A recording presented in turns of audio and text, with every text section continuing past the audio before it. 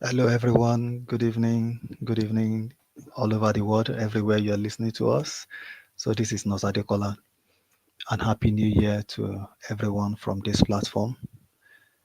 Um, we're grateful for 2024, and I'm really excited for what 2025 is going to bring for everyone. I pray it's going to be a blessed year for every one of us in Jesus' name. Amen. It's been a while on this platform, and massive thanks to everyone who have checked on me. I'm very fine. I've had a lot of people say, No, Sadekola, we've not been seeing you. You've not been as active as you used to. Kindly update us about your journey. We want to see how it's going. It's not been as smooth as I thought it would be, to be honest with you. But it's been an interesting journey. I was I was thinking when I maybe when I move from bedside into the academics, I'll have more time. There'll be less stress and all those things. But I was very wrong. I was very wrong. So not that I've been really stressed as it were, but there are just a lot of things to learn, a lot of getting used to. It's a completely different ball game. So I just said to myself, guys, I can't afford to mess up. I can't afford to fail. So I had to concentrate, focus on my job first of all. At least when I know what I'm doing, then I am sure I always have you guys there. Then I can definitely come back and refresh you, update you, share my journey with you all over again. Okay. So now the storm seems to have settled. Okay. So and we are back. We are back with you. So while talking about the transitioning, I've got two great lecturers with me today. So I'm not here alone. These are people who have taken that bold step. I call it a bold step to transition from the bedside to the to academics in the past 12 months or so. So they know what it means to be lost. When you feel lost, you don't know what you're doing. Like you feel like, oh, is this the right place for me? Okay, and we'll be gaining more insight into their experience today. So join me, everyone, as we have with us Blessing Ogeneru Kewe Odu. You're welcome, Blessing. Hello, everyone. Good evening and happy New Year. Thank you, Nurse Ade, for having me. It's My a name is pleasure. Blessing Ogenerikewe Odu. Don't mind your host. It's spying my name. My name is Blessing Ogenerikewe Odu, Mrs. And I'm happy to join you in this live session Thank you so to much. educate ourselves and, yeah, to have a nice time. Thank you for We, joining us. we also have with us Inena Okoludo. Inena, you're welcome. Hi everyone. My name Hello. is Nena. I'm happy to be here this evening, and I hope this section will be a memorable one for all of us. O- Amen. Okay, so let's start with you, Inena. Can you just quickly tell us about your journey from the bedside nursing to academia? All right. Um, it's been a long one, and this journey has been a journey of hope, Mm, a journey of love for nursing, and love to share that passion, share that knowledge, what's your experiences, and also love to impact on the life of others. So the transition from bedside to the classroom has been a good one. Challenging, yes, but it's been fulfilling, and we look forward to it being promising. Um, my journey into the classroom, what motivated it, um, was my love for working with students, and then being in the clinical setting exposed me to a lot of things, and then I felt okay, this is the time I think I want to transition formally into this classroom setting. um Started my journey as an international nurse here in the UK, and came into the UK and went to the clinical side. I've been on the clinical side for about 2 years plus, and then I decided to check what nursing is like being in the academics. So And have you always wanted to be a teacher, or something just happened that made you think, oh, this could be for me? um, have I always wanted to be a teacher? I don't know, but what I know is that I love teaching. I love impacting that knowledge. Mm. And I think this passion showed in when I had my students in the clinical setting, and how they always commend me. Oh, nursing, then I think you'll be good being a lecturer. And then for some, I think I had to think about it. I'm like, wow, I think maybe I should look at it. And then yeah, um that motivation, that inspiration came from my came from compliments from my students. I think many And of us have got such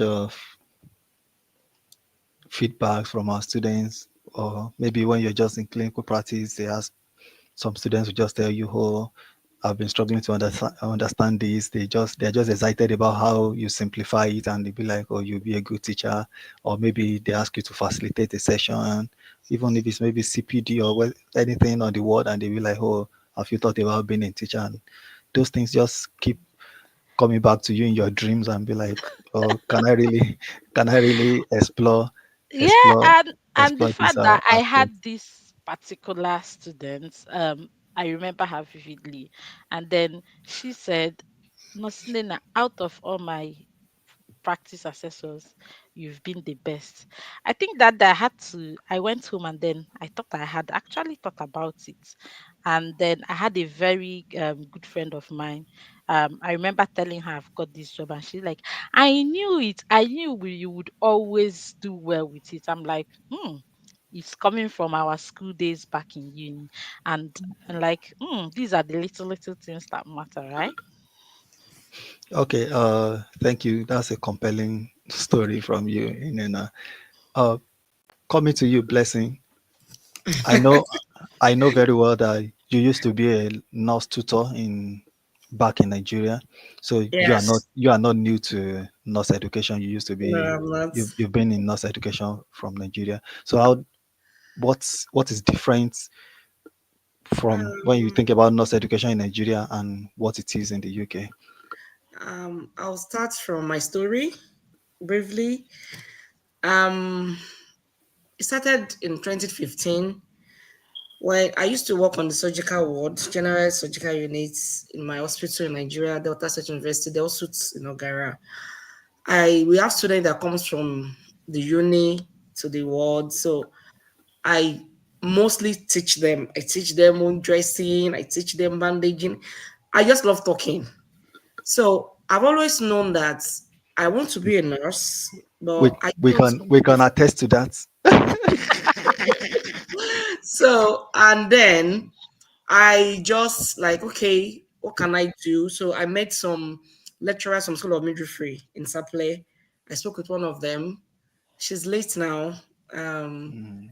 may God rest her. So she said you can go to nurse tutor in Ibadan. It's just a 2 years program. So God was faithful. I got my study leave with pay.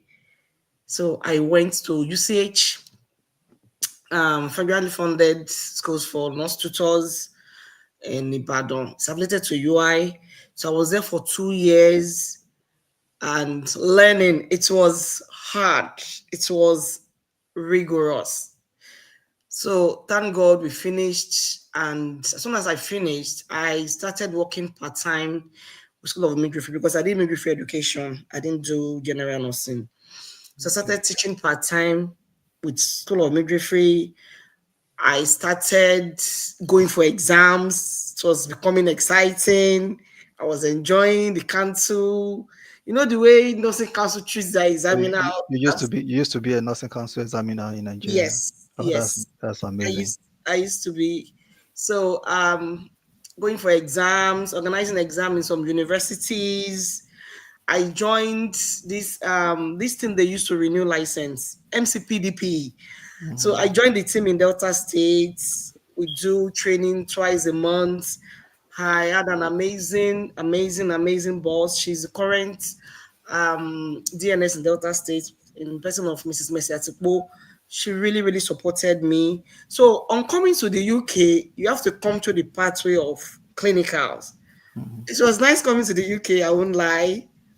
But within me, I know something is not ticking. The Like ticking is not this is ticking. not my Yeah, natural board. this is not. It's a new experience. You learn new things. You meet new people. But it's not just the exact thing I want. So when I had this opportunity of moving fully to the academics, everybody around me is like, "You've always wanted this." Mm. And the journey to be a lecturer in the UK, like you said, Nosade, it's challenging. It's entirely different because you have to learn and unlearn the way they run their modules, the way they organize their students. It's a whole lot, which I am grateful for. I am So very do you think your experience as a nurse educator in Nigeria has helped you to settle probably faster, or that is even the challenge to you? the experience as being a nurse from Nigeria, it just gave me the A nurse educator. normal, Yeah. a nurse educator rather, it just gave me the normal education background in nursing, in Nigerian nursing. And Nigerian nursing is a bit different. Nigerian nursing education is a bit different from UK nursing education. So Absolutely. it's a bit challenging to adapt, to learn, to start seeing students that are not the regular face of students you are used to seeing. So it's a whole different, interesting experience. And I am grateful for it. I'm really grateful. So it's a bit challenging, but we're still learning. We learn every day till we die. So yes, it's been Okay. amazing. Thank you. That's so fascinating. Okay. Back to Okay. you, in can I, if I may ask, Okay. is there anything that probably surprised you? The word on my mind is that shocked you the most in the maybe in the university settings, in the academics, something you were not prepared for, you were not expecting, or you wished you had known before coming into the academics. Yes, I would say it's still a bit of a cultural shock, and owing that our education system in Nigeria is different from what we have here. Um, I think from Nigeria, it's like the students have this, um, will I say fear, or I'm just trying to look for the word. Maybe I would say fear, or maybe great, maybe reference to maybe lecturers, Okay, but respect. respect here is, like I said, is a bit of a cultural shock because here it is different. And then this difference also shows in even this the way the students are, like the way the students approach, the way the students speak. Here the students have voice, they speak like they have rights. It's like they really, it's different. They are bold, they are outspoken, they ask questions, and they expect to get that response. mm, So it is actually different, very very different. And you see this boldness and in the way they also approach things. And even in the classroom is different. um is like they choose to do what they want to do, to be honest. And this is still something I'm still trying to like adapt with, just so you know that it is not our regular Nigerian students. so So I can tell. Okay, I mm, can relate with what you are trying to say, and definitely that can be very challenging, especially with somebody that is new to teaching, regarding to your confidence, your self belief. When you have, like you said, you have a student that they are not afraid to ask you anything or express their mind to you, or they are not afraid to tell you whatever you are teaching them does not make sense.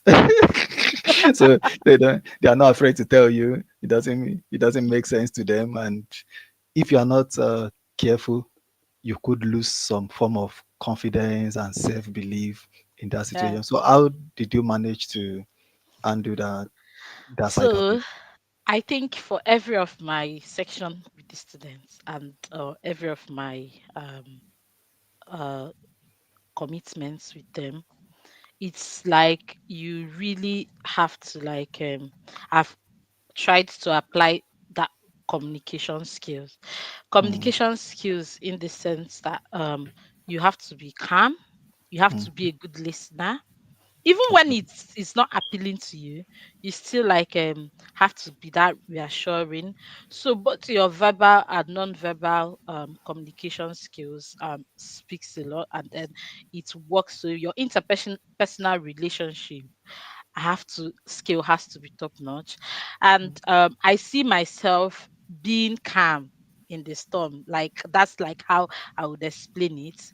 Mm, Because like you said, it's very, very challenging. It's different. I remember a section I had where I was covering one of my colleagues. Apparently that section came unprepared because I wasn't meant to do it. And then she had given me some slides, and the timing was so much for me to present just like three or four slides. And that was not what the students were expecting. They were expecting something else. And then it was as if they came at me. I'm like, the chat box, they were talking over each other. It was as if, oh, I think we should just end this section. I think we should just end this wow, section. that's It's not what we expected. We expected that. We didn't expect this. The information you're giving us is not what this is not what we've been used to. And then remember, like I said, I was covering for someone.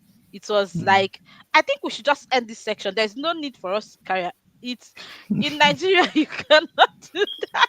You but cannot tell your lecturer to end the section because if you what she's presenting is really Well, not making if I sense. can, if I can abs- come in, sorry absolutely. to cut you, Nina. Yeah. Um, we're Africans. Hmm? In everything we do in Africa, we've got respect and we bring it to every aspect of life.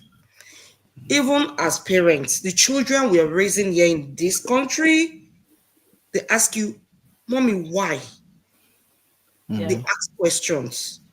So to me, it's not very shocking because when we're dealing with humans, I think I have got some experience that you can't shock me because I'm prepared that I'm dealing with human, and human can be very unpredictable. But the interesting thing is that I love the way they are bold. mm, When you are bold and you have confidence, trust me, you can. We might see it as, oh, this cannot happen. this is not supposed to happen. But at the end of the day, when they do these things, they get sorted out, mm, they get their things done. These people believe it is their right. Even in the hospitals, the patients will think you are petting, you are doing, they will tell you, you are not doing me any favor, it's my right. So, because of our system, from where we come from, we need to, like Nina said, be patient, learn and unlearn. mm. Because our sessions here, we do face-to-face live sessions, we do online sessions. Even when you're doing your online sessions, your body language, they will read meaning to it. They can Yeah. tell you, oh, she's not smiling, oh, she's nonchalant. But you know where we are coming from. You dare not say that. You can't even imagine university settings now. You can't even come late to class. You can't. The door, when I was in school of midwifery, once that door is locked, you're not coming in. Go back to where you are coming from. But because of different cultural values, different educational background, these children are taught boldness from as little as primary school. That's correct. Yeah. Yeah. They, you don't want to see what my children does in the house now. Like they ask you, you said we should not do something at 9 o'clock, but we are doing it. Why? And you must provide an answer. So I think the way they've been groomed, the way, and I love it because we were raised not to talk back at your parents. Though some my children now, if I'm talking, you don't talk. We still have that communication. But when you go out in a public place where we have people that different parents raised them in this kind of system, you just have to be a very patient and bold as well. You have to know how to present your case with all confidence. You can't be panicky and shaky. No. I think So the key thing from the aspect of a lecturer and for the benefit of those who are listening, yeah, who are listening and are aiming to follow this particular pathway from what Inena and Blessing has been saying is just to learn that communication skills. So your yes, communication skill needs to be top notch. top You notch. need to be able to uh, express yourself in in a clear way, and you need to be Yeah. a good listener as well.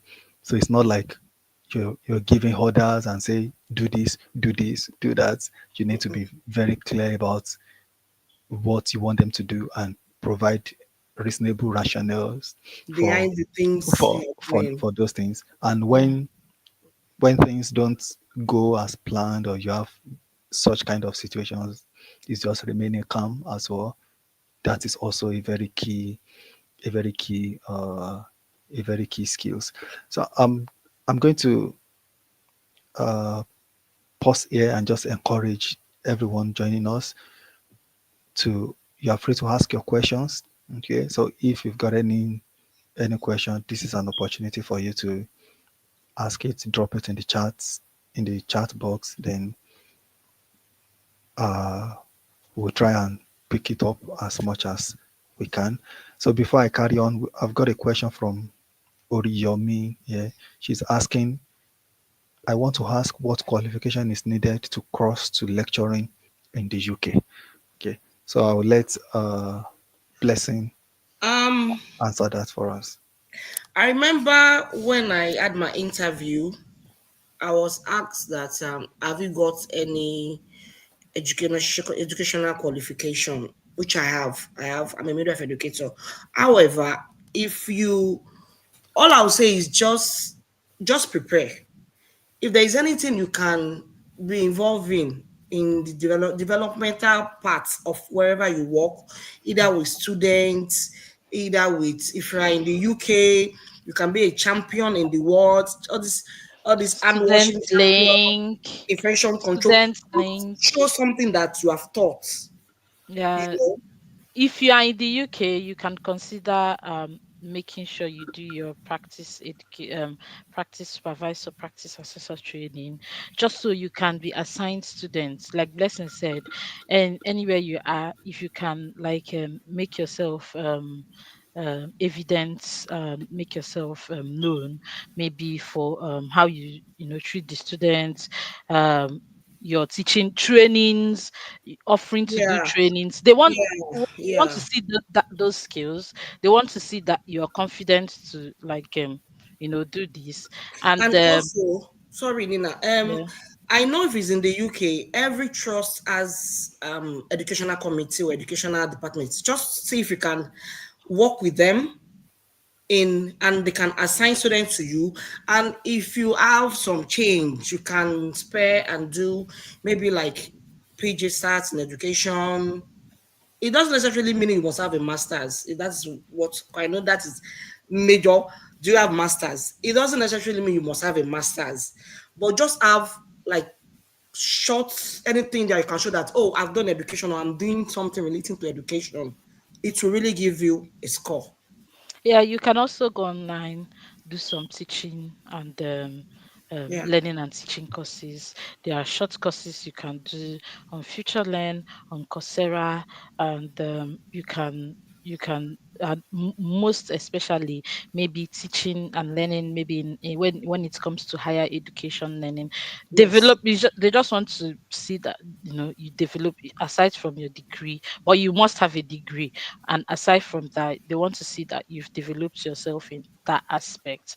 So it's good to also do some upgrades, PG sites in learning education, some courses as regards teaching and learning, and I think that would go a long way. That would So do. Yeah. most of the UK institutions, so even if you don't have the official teaching qualifications, which is maybe the postgraduate certificate in education or whatever it is, they are prepared to support you to achieve those qualifications. I remember my previous university where I was working, the vice chancellor was saying to us during the course of the induction, then he said he acknowledged that majority of us are new to teaching, and he said we can teach you how to teach, but what we are really after, why we've employed you, why we have you here, is because of the skills you are coming with.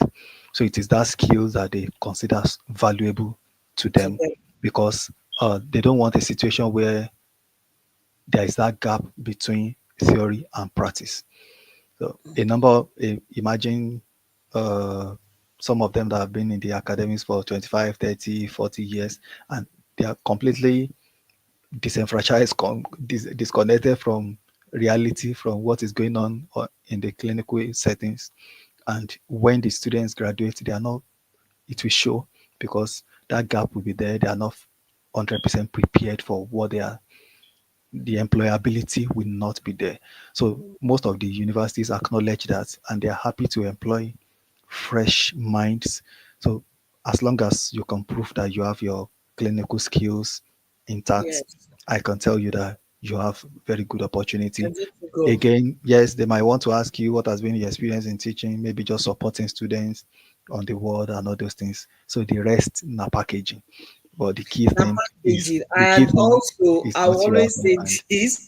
I always say this, and I've always, because people ask me, oh, how did you get the job? For me, majorly is, we know we need qualifications, we need certifications. It's just God factor for me. I always hold on to it dearly because, my dear, the story is for another day. Just believe in yourself and just own it up to God. I saw someone that is saying she's going to put it on her status. Miriam Chioma, she was my classmate in hospital. Oh, Right? really? I can see you. Yeah, Yeah. she was She my was my classmate in School classmate. of Nursing We were too. Yeah. classmates in hospital. UCH. Kochi, I see you, girl. Interesting. That's a big shout for Yeah, Chioma. shout out to Chichi. And I think she's a born teacher, I must say. I remember our days in the school of Yeah, nursing. yeah, She she's a has good always one. have had She that was she passion was one of the best in our for class. Then learning, for we are the teaching. loader of the class. Chichi was, I think she was the best graduating student Yeah, in the she's class. really good with this teaching. And Tama, this is to say that we see you and we want to encourage you. I know you are currently in a role that is student facing, and yes, you can do it. Yeah, this is us encouraging you. Yeah, you've Hmm. got Okay. it. So thank you for that. Chioma is responding to you, so she acknowledged all the shouts you've given her. She says she's currently in medical education, Yeah. which is Yeah. brilliant. So if I may just ask you, what have you found to be the most rewarding aspect of uh, your career so far in academics? Um, I must say that I found the support that my institution gives, and they like Ade said, they acknowledge that we this we are new to this teaching and learning, and not just in higher education too. And I think I found the support. Everybody is ready to support you, they are ready to train you, they are ready to guide you. It has also exposed me to understand that learning is a continuous process. There's no age limit to education, and it has I've always come to see those smiles when you meet students, when when you've done everything, you've taught well, they've come with compliments, they've evaluated what you've done, and those smiles when you say, "Oh, Nena, thank you for this." For me, it's rewarding to say that your hard work pays, and they see it. So yeah. Brilliant. So blessing, is there anything that stood up for you so far? Um, the fact that I can stand in front of about over 200 students to teach, it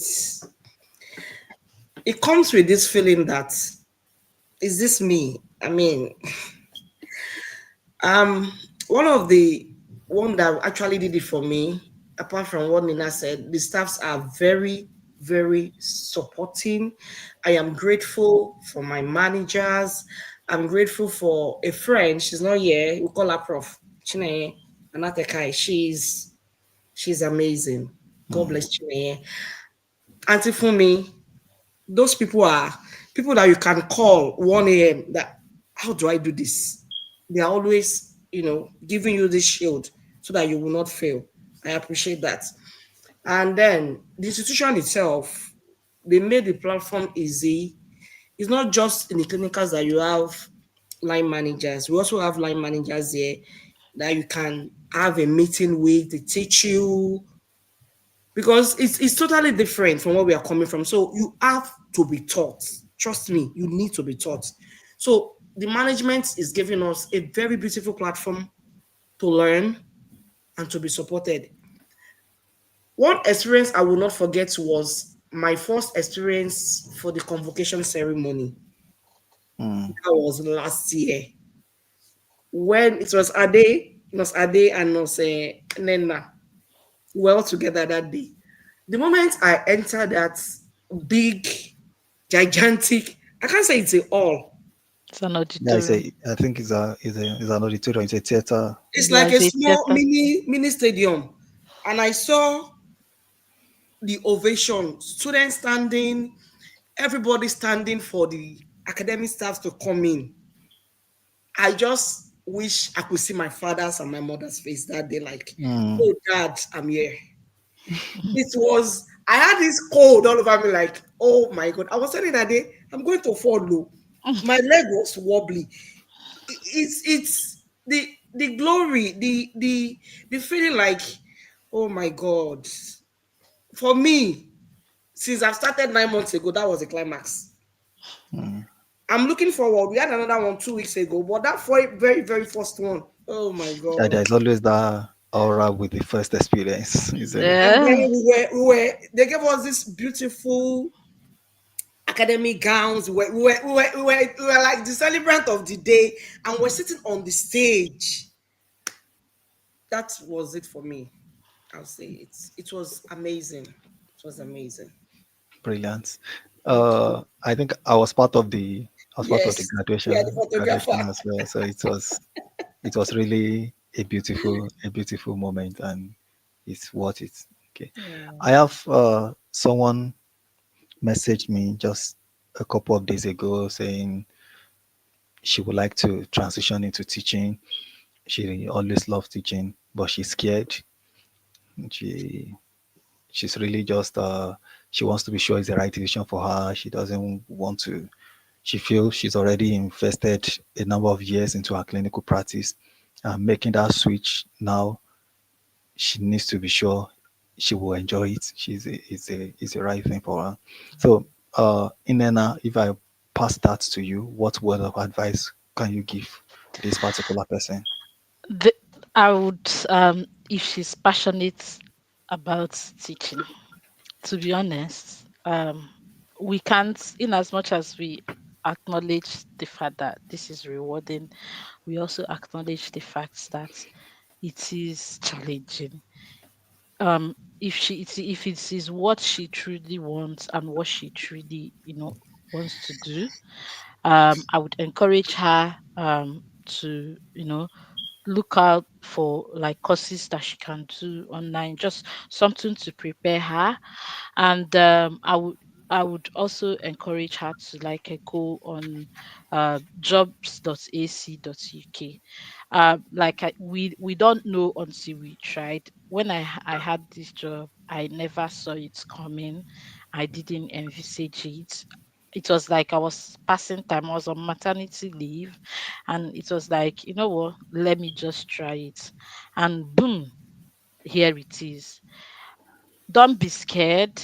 um you would be supported. One thing I give it to most places of work is the support that they give. You won't be left alone. um it you are going to have wobbly feet, especially if it's your first time teaching alone. You're going to have, it's going to come, that fear. Can you make it? Um can I get this done? But then I assure you that you can. It comes with practice. Even now, I think I still stutter sometimes, but then I think when you are doing it and you are seeing reviews and that those evaluations start coming, you would be grateful that you took that bold step. So I would encourage you to take that bold step. Go to jobs.ac.uk and then check every application that has to involve with nursing. Are you a registered nurse? um Recently we had a meeting with the VC, and they acknowledged that they are trying to bridge that gap between clinical and their practice, and the fact that they are encouraging those skills. They want people to bring those clinical skills to the students. So make that bold step. Think about it. If it's truly what you want, make that bold step. Get yourself developed, personal development, and apply. You will get an interview. Sometimes you go, you fail. Sometimes you go, you will be surprised that they will take you. So that is, I will only encourage you that it doesn't come easy, but with support, you will be very good. And as far as you've got the passion to embrace it. Thank you so much, Inena. That's a wonderful piece of advice there, and I'm sure the person listening listening to you.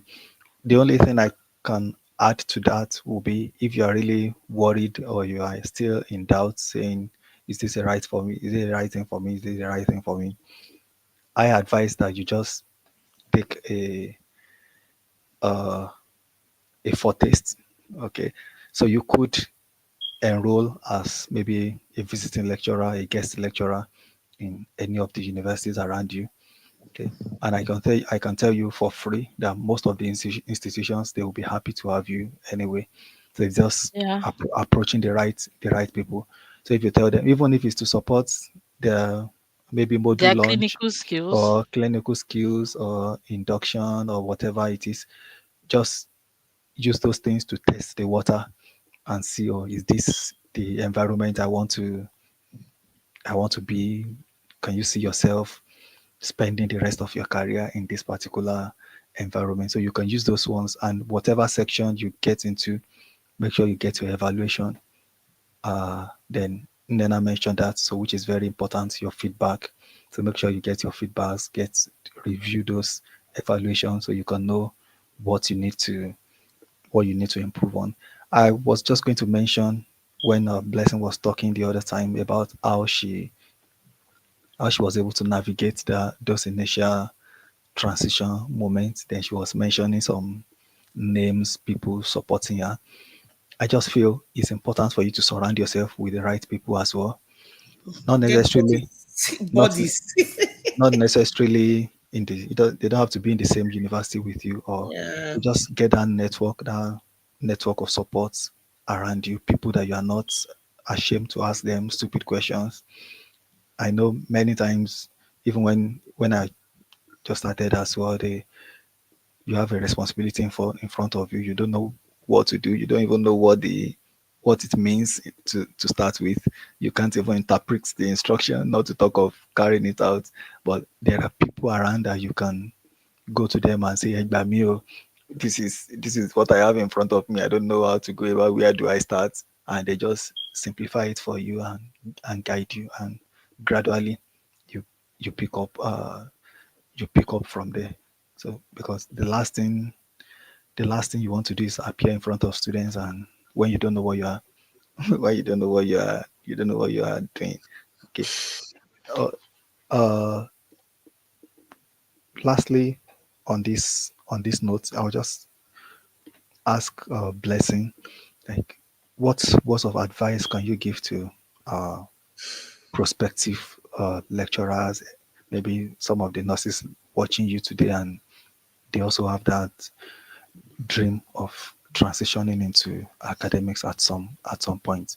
So what's your in one or two sentences? What's your best advice that you can give to them? The first thing I would say is be ready. Be ready. You don't know when the opportunity would come. That's deep. Yes. If you're not ready, you will not get it. You have to be 2 years ago when I was in the NHS, my manager asked me, do you see yourself, where do you see yourself in the next 5 years? It was just a normal day, not I wasn't doing the interview. She just called me to her office and I told her, I will not be here. I told her straight. She was like, what? I said, yes, because I don't see myself here in the next 5 years. So in my head, before I came here, me, I know what I wanted. It's not this. So number one, be ready. Like what we have mentioned, all those little certification, educational development team, just get some and keep. You might not use it because the day you would see the what is it called? The vacancy. It's not that day you start saying you want to go and do this, you want to go and do that. So number one, be ready. Then secondly, be open. Don't Nobody knows it all. Most times I see this up bad. Even yes, 2 days ago, I called him, come and show me how to do this thing. Communicate, ask questions. Yoruba will say the person that asks questions, the person that asks questions, not the loss. So be ready, ask questions, show yourself open for opportunities. You don't know the one that will grab you. Mm, The day I saw this advert on a WhatsApp group, a lot of people were saying, no, they don't take people. Oh, they don't. I didn't even answer. I just went straight to who posted it. Madam, please, how can I apply? Be ready, be open, be focused, and know what you want. You have to know what you want and own it. If you can follow all the steps and crown everything all with prayers, it works. Here we are today talking about this. Thank you. It's we didn't see it coming, but thank God. Thank So you just so much for those stop. amazing word of advice. Yeah. In and out, what's just your last word for nurses considering a similar transition that are listening to you this evening? Um, if you are considering it, if you want to really, do that, I would say you need to put yourself forward. Put yourself forward. Do that job application that you are looking at. Do those training that you feel will help you. Go try, try, even if it means as an assistant lecturer, apply. As far as it's calling on registered health professionals, apply, apply, apply. As you're applying, one will click. When we Ah, enter, Okay. So while still on that point of apply, apply, apply, just to let just to let you know that we still have more sessions coming up to support uh to support everyone looking into this transition, into this pathway throughout your journey. Okay. So next on this platform would be an astute lecturer, a senior lecturer, one of the few doctors of nursing that's that we have out there, and she will be here to talk us through how to navigate the academic job market, your the job search strategies, how to draft a compelling CV, resume, your cover letters, interview skills, how you can make yourself stand out in those interview skills, even with little or no teaching experience. It is so. If you ask me, the way we approach interviews for clinicals is completely different. Yeah, or the way you craft your CVs, all those things. So there's no one else that can do better justice to that than this our Oga that will be dissecting that for us. She has been part of a lot of recruitment process, and she has gracefully agreed to be with us. So just stay tuned. Okay, if you are if you have not subscribed to our channel, kindly subscribe, turn on the notification bell so you don't miss out when we have more educative sessions for you. So the date, the time will definitely be communicated. And if you've got any questions or you've got any theme you want us to address, just pop it in the comment section. If you found this section helpful as well, just give us a thumb up so we give the video a thumb up so we can know that uh, you are getting blessed by the video. Okay, so I just want to appreciate Blessing and Inena for taking time out to be with us this evening. More than anyone else, I know how busy your calendars are. So thank you so much for yeah, happy Christ. to It's a be here. privilege. It's a privilege to have you here, and I hope if we invite you again, you'll be happy to Yeah, to sure, join to sure, join yeah. us. Okay. sure. We've had an agreement before the show, so sure, yeah. Do the agreement No, of you what don't. really You don't want to I'm say that live. responsible. You don't want. You don't want to say that live. Blessing. Yeah. Thank you so much for having us. Thank you. Thank you for the opportunity to come and share our experiences and encourage and inspire other people that they can do it. Just believe it, can do it. Okay. Thank So you. thank you so much. So that will be it for this episode of transitioning to teaching, guys. So again, feel free to drop a comment, your comments, give us a thumb up.